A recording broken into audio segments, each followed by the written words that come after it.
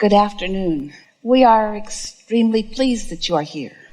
It is good to come together for the purpose of co-creating. Do you agree? Are you knowing what you are wanting? It moves around a little bit, doesn't it? Does your desire continue to evolve? Life helps that happen, doesn't it? So, were you here yesterday? Do you feel warmed up enough? Okay, we're going to give you the short version warm-up, all right? You were non-physical before you were in this physical body, and you came into this physical body, and you came flat into this non-physical place, and then the contrast to this time and space, because you know what you don't want, and you know what you do want, so you launch this rocket of desire. They go into the vortex, and when they're in the vortex, then the vortex in your inner being stands there, and your inner being becomes the point of attraction that says all of that. Then your work is to just line up with that, okay?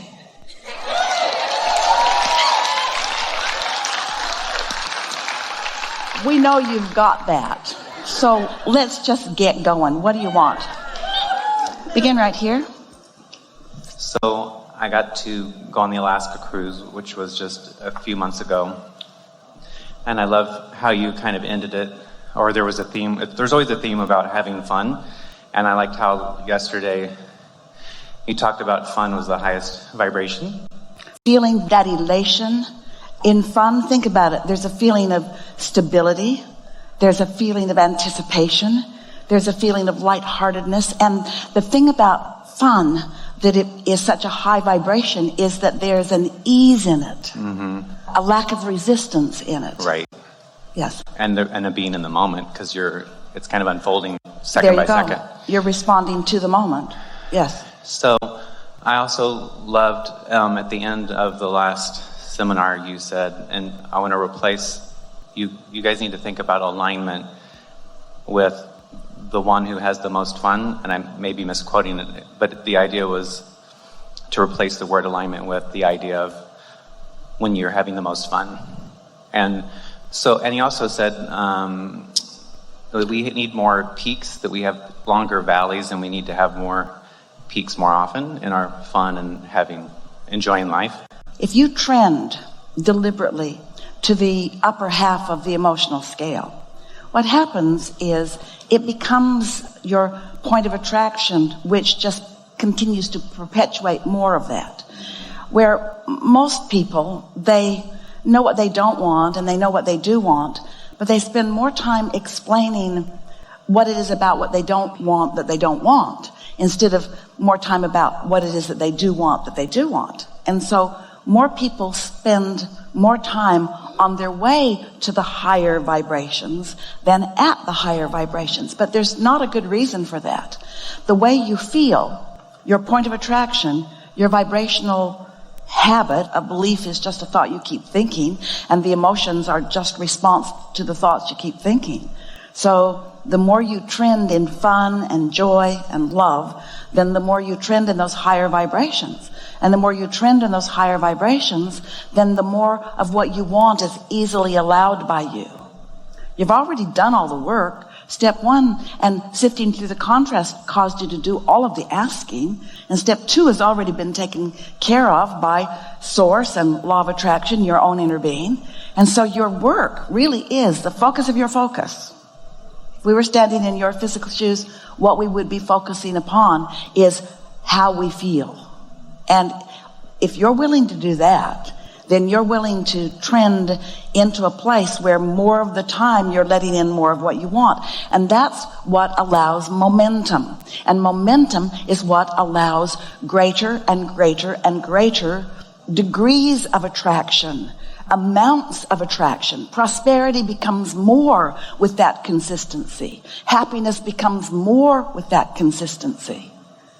Attraction, allowing. Yeah. So I took that to heart with the having more fun, and I loved the simplicity of that. And it came up in other people's questions when they were asking about their next career move, and they said, well, I guess the idea was like, well, have fun and it'll show itself to you. So I decided that this year would be a year of fun. Not that, of course, it won't continue, but I was going to really focus on that idea and having fun. And I also like the idea that if you have fun, that everything else will take care of itself. I don't have to. Because the details will work itself out. Fun is a state of allowing. Right. And everything else is already taken care of because you did step 1, And source is doing step 2. And if you're having fun, you're doing step 3. So everything's in alignment. So I like that, because I think as humans, we just typically, there's a lot of little logistical details that we're used to taking care of. You say to your teacher, I'm here for fun. Your teacher will say, well, we'll see about that. And then your teacher will torch you as much as possible to make sure that you're not putting too much fun into the equation, because most people don't get it.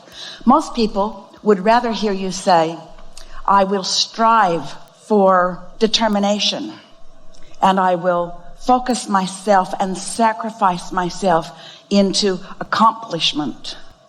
And when you throw fun into that equation, it's too frivolous for them. They don't get it, but it is it. Fun and love and joy and appreciation, those are the emotions that are the strongest indicators of your most allowance. So with that idea of wanting this year to be packed full of fun, I thought, okay, I want to do something in November or December, because I already signed up for the Caribbean cruise, and then I wanted to do a trip, and so I kind of looked at my year and wanted to plan some fun things, and I had this wonderful destination. It was a beautiful city. It met all of my requirements for what I just love and is fun, but I never felt that feeling of just pull the trigger and plan this trip. This was for late November. And so I said, okay, universe, I want to feel that clarity of just pulling the trigger. I trust that there must be a reason why I'm not feeling like I should just pull the trigger. And I knew that the universe would give me an answer. And then the next day I did my meditation, and the answer came, what about the Pacific cruise? And I just thought, I would have never considered it in a million years, because I just did the Alaska cruise. That's frivolous. That's crazy. You just went on a cruise. So it wasn't even in my considerations. That it was like, oh no, in a couple months I'll have some more fun. So I loved how that answered itself. And what if life is supposed to be so good that it's better than we would even allow ourselves to think of? It wasn't even my consideration set. We want to talk about this. We really like this theme you've got going here, because it is nice to have an intention about something and to plan for it, to trend toward it, to let the juices flow toward it, and let the cooperative components be gathered about it. That's all really a good way to live, to plan those big events. But when we're talking about alignment or fun, alignment meaning the feeling of an emotion that feels good while you're having it, we're talking about those moment to moment to moment to moment to moment to moment things. Sure. A lot of fun is surprise. And what we would like you to consider is that while it is really a good idea to plan a trip and to get all your ducks in a row as best you can, and to think about it in good feeling terms so that as it unfolds for you, it will be much of that. But there is something really delicious about moment by moment by moment. You know how in television programs or in the arts, they call it situation comedy. Well, we like that, don't you? Fun from the situation. Fun from the cooperative components. Fun that you can't have necessarily on your own with one singular train of thought or one singular perspective. But when you start meshing and merging together with others who are also cooperative components, or even if they're not, your inner being can guide you to the cooperative component part of even the most uncooperative of others. And it's really fun. It's really fun to feel, Esther calls it her magic, and she knows it's not magic, but she likes to own the room, so to speak, vibrationally. She likes to see things respond to the vibrational frequency that she's got going. She likes to see someone change their mind in the middle of a sentence, or someone who was coming at her with something she knew she didn't want get distracted and go someplace else. She likes watching the funnest of the funnest and the excellent of the excellence and the most of the most all coming her way, because she's practicing her trending and she's in control of what comes, and that's fun. It is so fun to get an impulse. It came out of what felt like nowhere. It didn't come out of nowhere. It's been trending. She just, for whatever reason, in her attitude of fun, in her attitude of lightheartedness, which is the best part of what fun is. It's that Esther used to say to Jerry, let's go get a Coke and pretend like we're on vacation.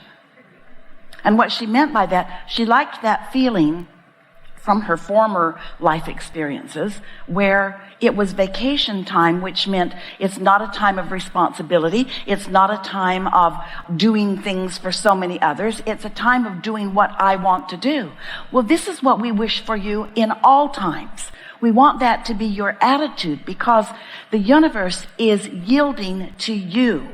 And when you understand how it all works and you stop feeling guilty when you're having fun instead of sacrificing, and instead you are operating from the upper half of the emotional scale most of the time so that you're trending that way, things get better and better and better so that things that seem sort of inconsequential but aren't begin piling up in lovely ways until there can be just this stream of events that happens where you know you are so blessed. In this last few days, or maybe about 15 days prior to this cruise, 4 different important to Esther people, not up close to her, but friends, people she really cares about, have had 4 very consequential experiences.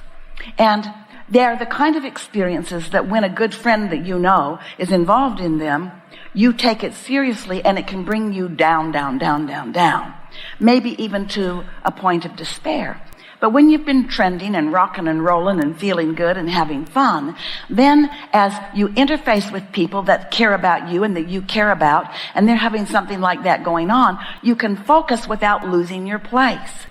And then clarity about what to do next occurs to you so that you're right on point. You talked about pulling the trigger.